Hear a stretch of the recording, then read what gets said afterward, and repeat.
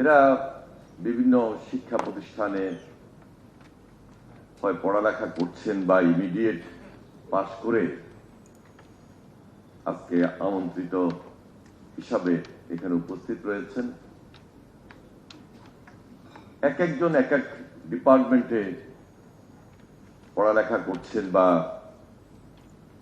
অত্যন্ত গুরুত্ব দিয়ে যারা এখন থেকেই তারা তাদের ভবিষ্যৎ জীবন ডিপার্টমেন্ট অনুযায়ী তারা কাজ করছেন।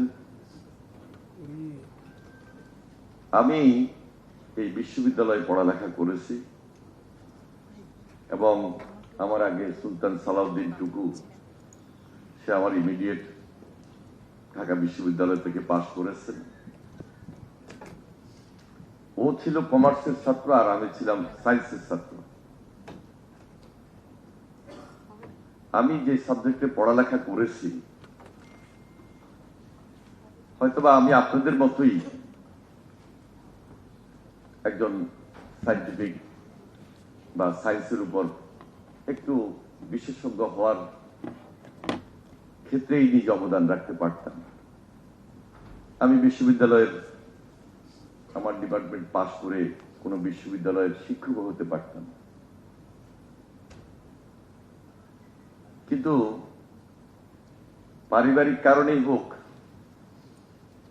আর বিগত সময়ে আমরা যে সময় ছাত্র রাজনীতি করেছি আন্দোলন সংগ্রামের কারণে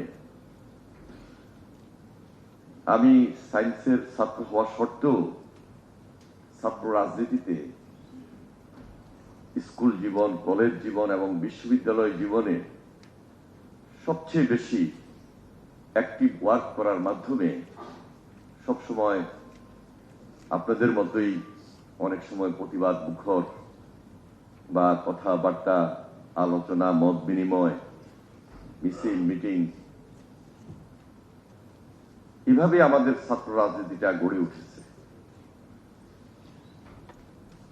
আমি যদি একজন ধরে নিই বিশ্ববিদ্যালয়ের শিক্ষক হতাম, হয়তোবা আমি আমার যে বিষয় সাবজেক্ট তার উপরে আমি খুব বেশি এক্সপার্ট হতাম এবং সেখানে আমার একটা সীমাবদ্ধতা থাকত।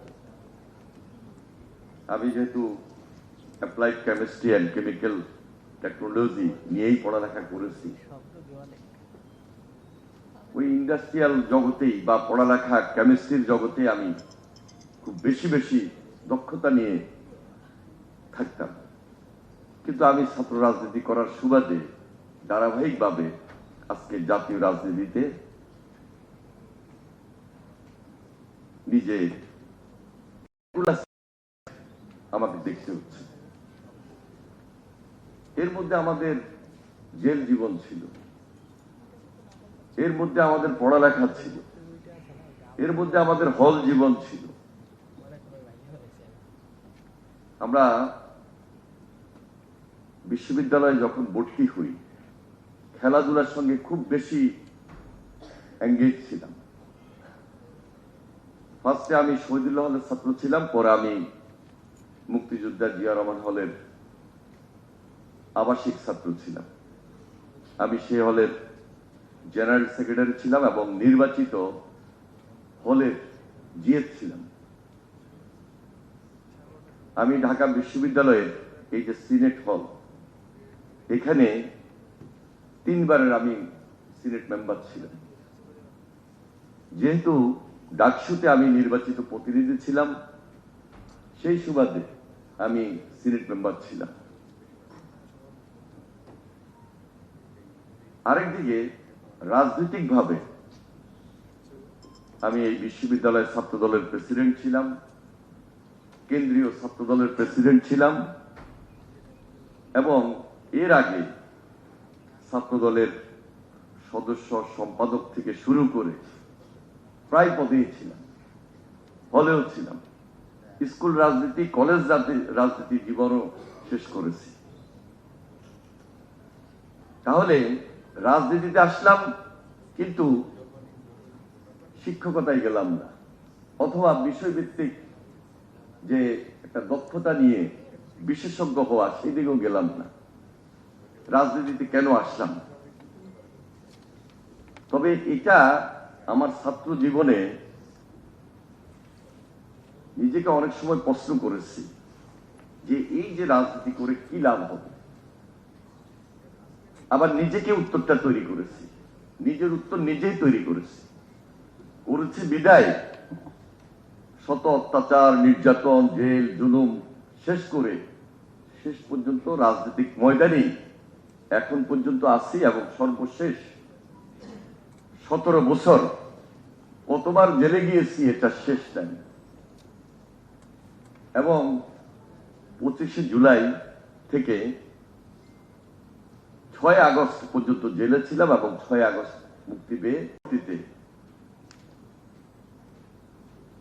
এই যে 5 আগস্টের যে ধারাবাহিকতা, 1.5 বছরের বেশি সময় আমরা প্রস্তুতি নিয়ে নির্বাচন করেছি।